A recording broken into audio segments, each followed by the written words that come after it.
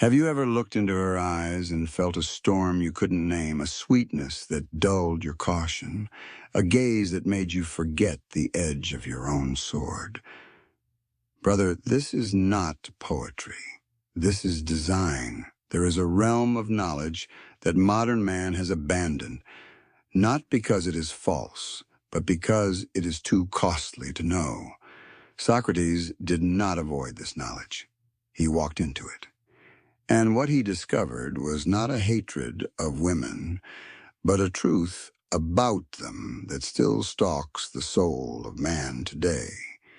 He warned not with bitterness, but with fire-tempered reason, that where men are forged by clarity, women are formed in layers of smoke.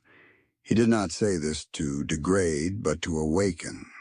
For what is veiled cannot be trusted blindly, and what enchants must first be understood before it devours. The men of Athens laughed at him. The jurors condemned him. But he smiled in the face of their ignorance, because he knew a man who understands a woman only as she appears and not as she functions is like a soldier seduced by the shimmer of his enemy's blade, beautiful and fatal. Socrates taught in questions. So ask yourself, why does she desire power in the shadows? Why is her affection so often mixed with strategy? Why does her silence speak more than her words? If you do not ask, you will not see. And if you do not see, you will kneel, not out of devotion, but delusion. In the Republic, Socrates described the just soul, balanced, ruled by reason, not enslaved by appetite or impulse. But what of a man who builds his life around a woman whose nature he does not understand? That man is not building a soul. He is building a shrine to confusion. He spoke of the tyrant soul, one led by desire always thirsty, never still. Gentlemen, how many men today wear the suit of reason while chained by the lust for feminine approval? How many build kingdoms not for legacy, but to impress a woman who would not stay once the walls are breached? Understand, Socrates was not warning you of her. He was warning you of you. When you do not know her nature, she is not your enemy, she is not your savior. She is the test, and every man must pass it or be broken beneath the weight of his illusions. You are taught to look for beauty, but Socrates knew beauty is the bait. What matters is the intention behind it. And this, he said, is where men fail. You chase form and forget essence. You chase her touch and forget her pattern. You do not study, you fall. And when you fall, she does not catch you. Not because she is cruel, but because nature has not designed her to. She selects, she tests, she adapts, but she does not build. That is your burden. That is your curse and your crown. A man, Socrates said, must live examined. That includes your thoughts of her. That includes your needs, your weakness, your longing. If these are not examined, she will see what you refuse to, and use it not maliciously, but necessarily. For just as the river does not hate the rock, it erodes, the woman does not hate the man, she outmaneuvers. She is simply following her nature. But are you following yours? Socrates lived surrounded by men who misunderstood power, who thought it was found in votes, in silver, in applause. But he knew power belongs to the man who cannot be deceived, especially by what he loves. That is the beginning. You were not born to orbit her. You were born to govern yourself. Socrates taught that the unexamined life is not worth living, but the unexamined desire is even more dangerous. And nowhere is desire more camouflaged than in the realm of women. It wears the mask of devotion. It sings like truth. It dances like destiny. But it answers to something deeper. Survival, selection, instinct. You call it love. She calls it timing. In Phaedrus, Socrates warns that love, if ungoverned by reason, becomes a form of madness, divine perhaps, but madness still. He tells us, the soul pulled by lust becomes like a wingless creature crawling in circles, obsessed with the source of its appetite. How many men now live in that loop? How many have sacrificed their mission, their values, their sovereignty for what a fleeting glance, a dopamine fix in a soft voice, and a warm body? You are not here to be devoured by the feminine. You are here to understand it. He observed that while men seek truth, women often seek alignment not with truth, but with security. This is not an insult. It is a biological strategy. It is adaptive brilliance. But you must recognize it. She does not look for what is righteous. She looks for what ensures survival, what reflects strength, status, and stability in her world. Your intellect does not seduce her. Your ambition, your certainty, your command of your reality, that does. But if you hand her the crown before you wear your own, she will never kneel. If you elevate her above your mission, she will test you until you fall. She's not cruel. She's simply responding to what you have revealed, that your soul is for sale. Socrates believed the soul had three parts: reason, spirit, and appetite. The highest man lives where reason commands. But when appetite, sexual, emotional, social, leads, the man dissolves. He no longer leads, he follows. Not her, but his hunger for her. You will know these men. You've seen them. Men who have no light unless she gives it to them. Men who kneel without asking what altar they're kneeling before. Men who would burn their principles to keep her warm. And you, if you do not awaken, will be one of them. Socrates was surrounded by those who confused noise for wisdom, beauty for virtue, charm for truth. He saw through it all, and when he challenged it, they killed him. But his voice still speaks. Not to the crowd, not to the simpletons, but to you, the man who dares to see clearly. He saw that women by nature are more attuned to the present, to emotion, to safety, to the now. While men are cursed and blessed with the burden of the future, your mind stretches forward. Your soul aches for legacy. Your bones carry the weight of vision. But vision is costly, and the feminine offers you a beautiful way to forget it, to trade it for comfort, warmth, and the illusion of peace. You must not. Your peace must come from clarity, not her compliance. She will test your frame. She will test your conviction. She will mirror your uncertainty back to you with alarming precision. And if you do not master yourself, she will master you again, not with malice, but with exquisite instinct. Socrates taught not to hate the world, but to interrogate it, not to fear the forces that confuse us, but to illuminate them. So illuminate her not with suspicion, but with understanding. She is not your anchor. She is the tide. Do you understand the difference? You must become a philosopher of your own instincts.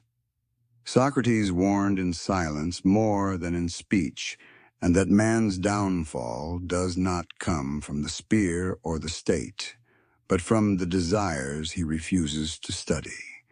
And no desire haunts men more than the longing for the feminine mystery they do not understand. The tragedy of man is not that he needs her, is that he doesn't know why he needs her. And in that blindness, he makes her into a god and then blames her when she doesn't perform miracles. The truth, she was never meant to complete you. She was designed to test you. In Gorgias, Socrates dismantles the idea that pleasure is equal to good, that what feels right is right. He strips away the notion that validation, especially from others, especially from women, is a measure of virtue. And what he exposes is chilling to the modern man. Your pursuit of her approval is not noble. It is a symptom of your forgotten purpose. You do not need her eyes on you. You need your soul to stand upright in the dark. Men today are collapsing not from lack of talent, but from the rot of internal disorientation. They read her moods better than they read their own values. They recite the scripts she likes, but forget the words they once swore to themselves. You think you're being romantic. She thinks you've lost your edge. And she's right. She cannot love what she does not respect, and she does not respect what she can control. Socrates didn't spell this out in modern terms, but the architecture of his thought reveals it. He saw harmony not as equality of nature, but as each soul in its rightful order. A woman does not want to lead you. She wants to feel safe under your direction. But when you abdicate that post, when you make her emotions, your compass, her approval, your mirror, her affection, your prize, you cease being a man and become a satellite. She may keep you around, but not because she wants to, because it's convenient. And one day, convenience expires.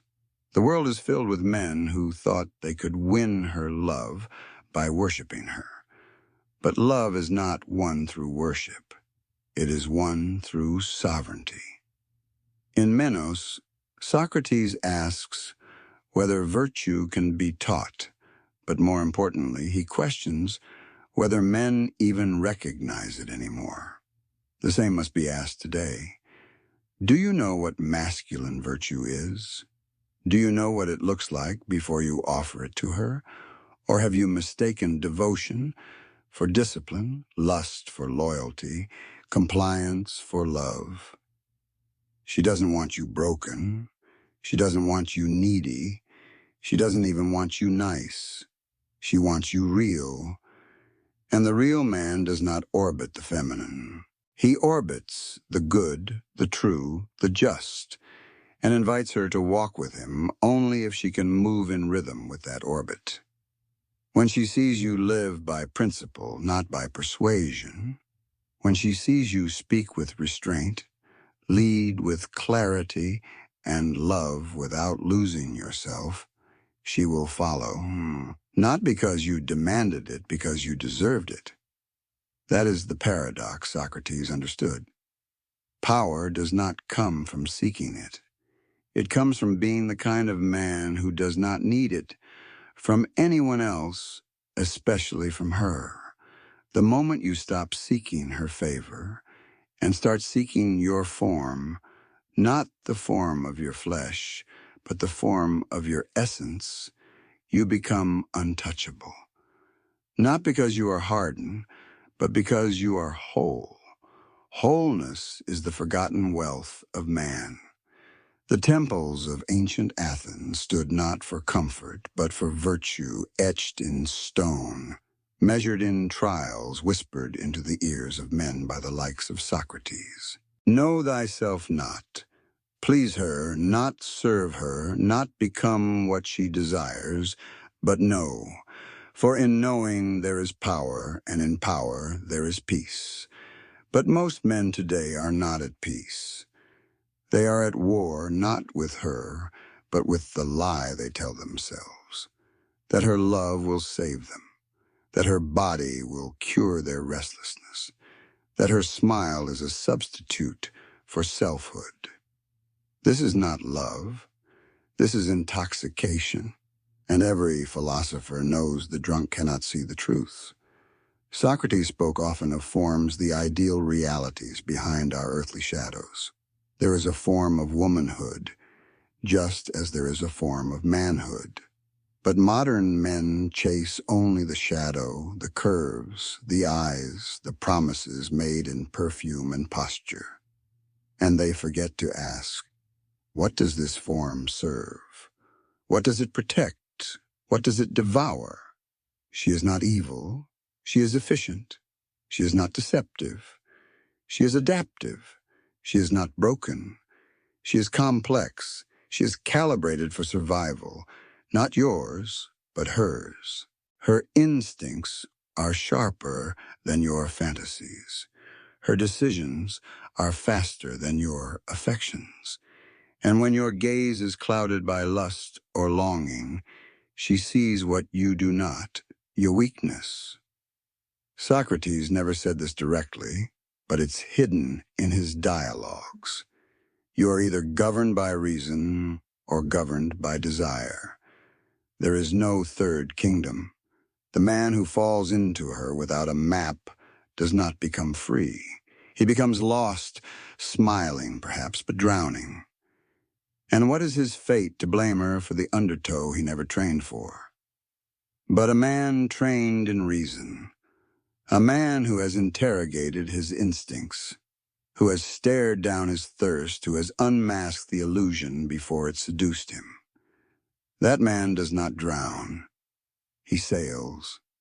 She will respect him, not because he is cruel, but because he is clear. In Symposium, Socrates speaks of Diotimer, a woman who teaches him about love not as pleasure, but as a ladder ascending from the love of one body to the love of all beauty, to the love of wisdom, and finally, to the divine. But most men never climb. They stay at the first rung. They rot in the pit of pleasure, never asking what it was meant to point them toward. You, listener, do not rot. You climb. She is the beginning of a question, not the end of your journey. She is the gate, not the kingdom. She is the wind. But you must be the sail. Your strength is not in overpowering her. It is in outgrowing the need for her to define you. Let her be mystery. Let her be paradox. Let her be woman. But you be man in the Socratic sense, measured, examined, enduring, unmoved by flattery, unbroken by rejection, and undistracted by the glitter of what fades. That is your path. That is your calling, and that is your dignity. Dignity is not gifted. It is forged in the heat of silence, in the weight of rejection, in the cold clarity of nights where no one is watching and no one is coming to save you. That is where Socrates would have you build. Not in her arms, not in her validation, but in your own unshakable inner court. The man who depends on her warmth to feel whole has no fire of his own. The man who bends his will to preserve her affection will eventually break. And she will not pick up the pieces, not out of cruelty, out of nature, because even she is looking for a man who does not need her, but chooses her with full awareness of what she is and what she is not. She is not your therapist. She is not your savior. She is not the mirror you use to see if you matter. You want her to see you, then stand where men rarely stand, in solitude, in discipline, in mastery, without the need to be seen at all. Socrates said, the shortest and shest way to live with honor in the world is to be in reality what we would appear to be. And what does every man, want to appear to be strong, wise, desired, respected. But how many are willing to do what it takes to actually become that? Do not chase her attention. Cultivate presence. Do not chase her body. Master your appetites. Do not chase her love. Offer her your truth, and let her respond as she will. This is what Socrates meant by the examined life. Not just thoughts, but motives. Not just philosophy, but posture. Not just knowing what the soul is, but knowing what your soul does when confronted with beauty, temptation, and rejection. Because that moment when she tests you, when she pulls away, when she withholds, that is the sacred trial. That is the arena. That is where most men fall to their knees and betray their own throne. But not you. You stand. You hold. You choose reason over reaction.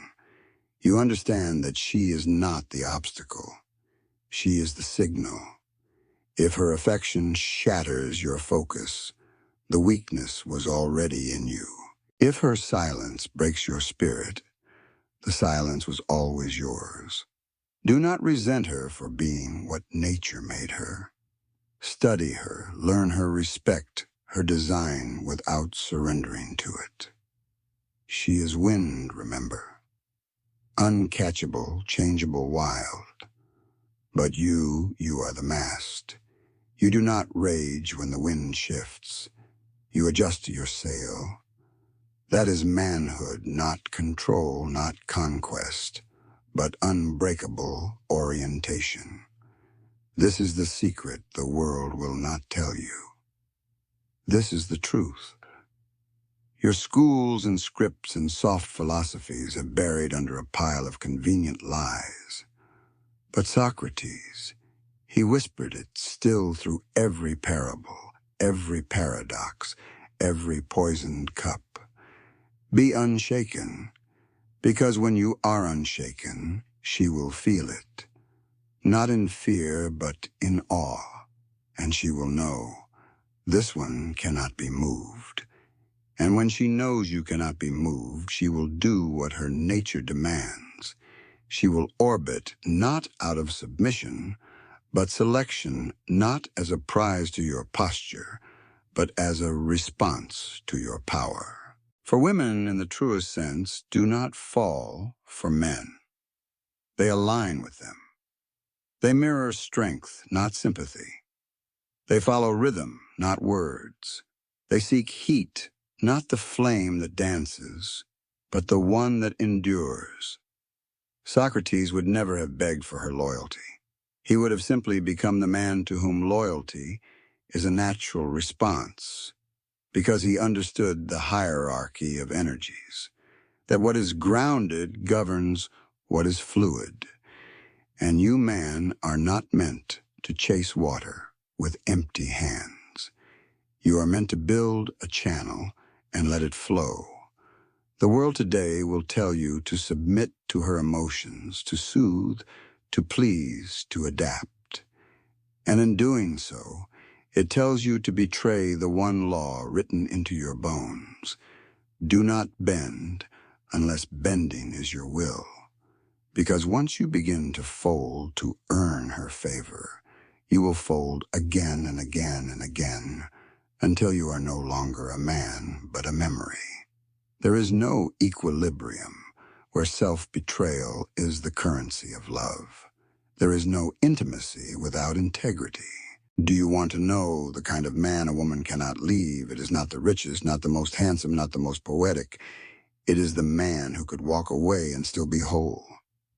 Because the moment she senses you cannot walk, that your soul is chained to her presence, that your fire dims when her light is gone, she knows you are no longer fire at all. You are a candle, flickering, fragile, and ultimately forgettable. But the man who holds his line, who smiles through rejection, who continues his mission regardless of her mood or her movements, that man becomes a gravity. She cannot help but feel it. Even when she runs, Socrates knew this. He lived it. While others debated in vanity, he dismantled illusion. While others sought applause, he sought alignment with what is true. And nothing is more true than this. A man's essence must be unmoved by the approval of others, especially the one he desires, because she will test your core not to destroy it, but to locate it. When she raises her voice, do you crumble? When she withholds her affection, do you grovel? When she threatens to leave, do you lose your direction? These are not arguments. These are examinations. And every time you fail, she loses faith. Not because you are unworthy, but because you have shown her that your kingdom is made of sand. She cannot trust a man who needs her more than he needs himself. You think the pain is punishment, but the pain is invitation. To rise, to refine, to become the kind of man who can love without losing, who can lead without dominating, who can feel without falling apart. This is not stoicism in the empty sense. This is sovereignty. It is the masculine essence stripped of addiction. It is the soul of Socrates, calm, composed, and impossible to control. And that brothers is the beginning of love that does not enslave. You were not made to kneel at the altar of affection. You were made to stand at the gates of truth and guard them with your life. This is what Socrates taught, not with slogans, but with sacrifice. In his final moments, he chose death over dishonor, silence over compromise, and truth over comfort. And what is that truth for you today? It is this: you must not fear her nature, nor seek to rewrite it. You must master your own. The woman is not the battlefield. She is the mirror, the test, the tension that reveals your fault lines.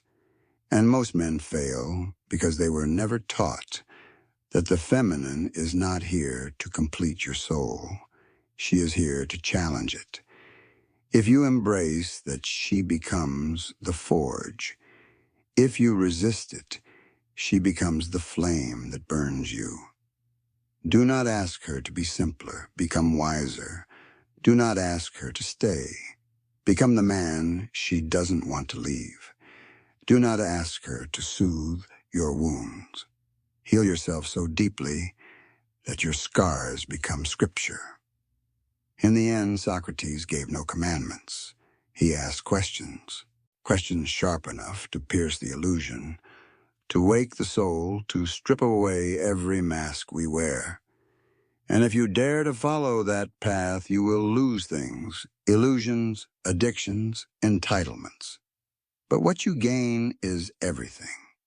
You gain clarity, that rarest virtue in an age of noise. You gain calm, the kind of stillness that cannot be manipulated. You gain power not over others, but over yourself. And in mastering yourself, you will have already conquered the world. Let them call you cold. Let them call you distant. Let them say you are too detached, too logical, too firm. These are the cries of a world that fears men who cannot be bent. Because such men do not obey trends. They do not fall to temptation. They do not sell their soul for a kiss. They stand. Not because standing is easy, but because falling is no longer an option. And in that stance, you become a beacon. Other men will see you. They will remember who they were meant to be. And that ripple will reach farther than you will ever know. So do you, the man listening in silence and reflection, in that ancient ache that only the wise feel, I say this: Rise. Rise without rage, rise without apology, rise without fear, not against her, but for yourself.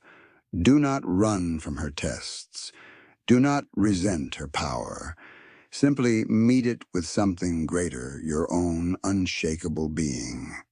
And when you do, the game ends. The illusions die. The soul ascends. This message is not for the masses. It is for the few, the seekers, the builders, the kings without crowns who have not forgotten the fire. If you have felt the weight of these words, share them. Let them echo. Like, subscribe, donate. Not to support me, but to support the truth. Because men everywhere are starving for it. And if you've been fed, feed others. Let this be the start of your return. Not to dominance, but to discernment. The world does not need louder men. It needs clearer ones. Be that man and walk forward unshaken.